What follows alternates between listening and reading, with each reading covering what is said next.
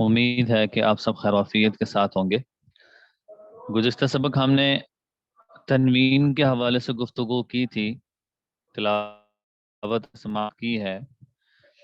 عام طور پہ جو تنوین ہے اور حرکات ہے، یہ دونوں اصطلاحات ہیں جو قرآن پاک میں کثرت سے استعمال ہوتی ہیں۔ ظاہر ہے آپ دیکھیں کہ عربی زبان کا قرآن پاک میں جو بھی لفظ ہے نا، اس کے اوپر نیچے کوئی نہ کوئی یہ حرکت موجود ہوگی، یا تو حرکات ہوگی یا تنوین ہوگی، کوئی حرف ان دونوں سے خالی نہیں ہے۔ یا تیسری آپشن کیا ہے؟ سکون ہوگا۔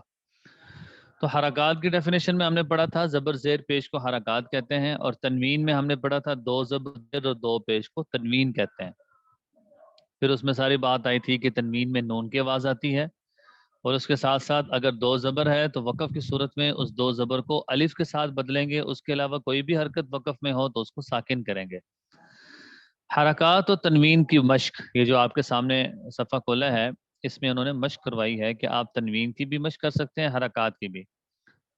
ہجے کرنا چاہیں تو بھی، اور اگر بغیر ہجے کے پڑھیں تو بھی۔ اب اس میں پہلی مثال آپ یہ دیکھیں، حمزہ زبر آ، با زبر با، آبا، دا دول زبر دن، آبا دن۔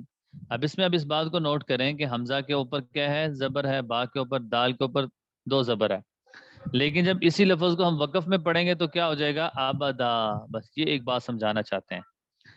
پھر اسی طرح احدن ہے، یہ آخر میں دو پیش ہیں، وقف میں یہ ساکن ہو جائے گا، احد، اخذ، اذن، امر الی آخری۔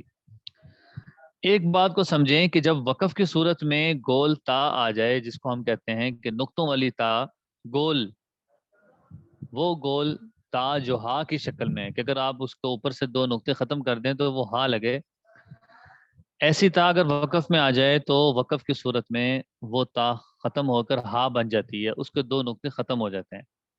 جیسے بارارتن، تو کرامم بارارہ، وقف ہم کریں گے تو بارارہ، اس کو ہا پڑھیں گے۔ اتنی بات آپ نے سمجھی ہے۔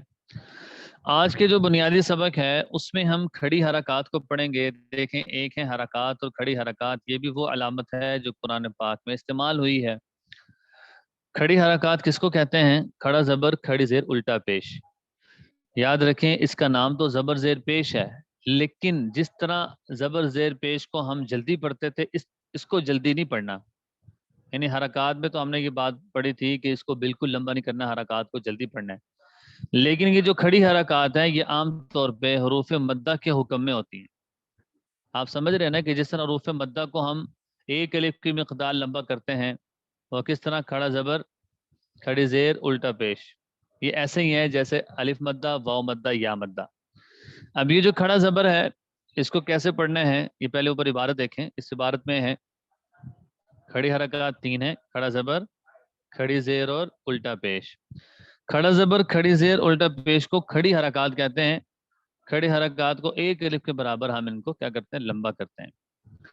اگر آپ مشق کریں گے تو اس میں ہم بھی بات کو دیکھتے ہیں کہ با کھڑا زبر با اور با الف زبر با، دونوں کی آواز بھی سیم ہے، اور دونوں کو ہم لمبا بھی ایک الف کی مقدار کر رہے ہیں۔ البتہ ان کی جو شیپ ہے ان میں فرق ہے۔ الف مدہ میں الف واضح ہوگا، لیکن جو کھڑا زبر ہے اس میں با کے اوپر ایک علامت لکھی جاتی ہے، کہ جس کا مطلب یہ ہوتا ہے کہ اس کو بھی ایک الف کی مقدار لمبا کرنا ہے۔ یا کھڑا زبر یا، را کھڑا زبر را، میم کھڑا زبر ما، یہ سارے اسی کے ہیں، کھڑا زبر کی پریکٹس ہے اس میں۔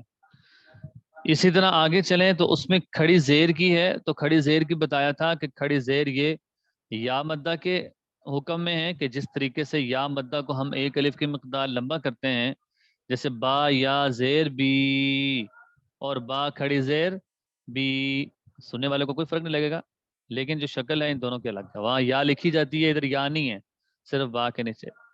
یہ اس لیے بتانے کی ضرورت پڑ رہی ہے کہ عام طور پہ کھڑی حرکات کا پتہ نہیں چلتا، کبھی کوئی آدمی اس کو لمبا کر دیتا ہے، کبھی اس کو حرکات کی طرح پڑھتے ہیں۔ تو بس یہ بات ہے کہ نام اس کا تو زبر زیر پیش ہے، کھڑا زبر کھڑی زیر، لیکن اس کو لمبا حروف مدہ کے اعتبار سے کرنا ہے۔ یا کھڑی زیر یہ، را کھڑی زیر الی آخری۔ الٹا پیش میں یہ بات ہے کہ یہ جو الٹا پیش ہے یہ اصل میں واو مدہ کے حکم میں ہے، جس طرح با واو پیش بو اور با الٹا پیش بو، ان دونوں کو ہم نے ایک ہی طریقے سے پڑھنا ہے، ان کو بھی ایک الف کی مقدار لمبا کرنا ہے۔ تو خلاصہ یہ ہوا सबक का कि खड़ी हरकत हैं कुरान पाक में अलामत इस्तेमाल हुई है। खड़ी हरकत से मुराद क्या होता है? खड़ा ज़बर, खड़ी पेश।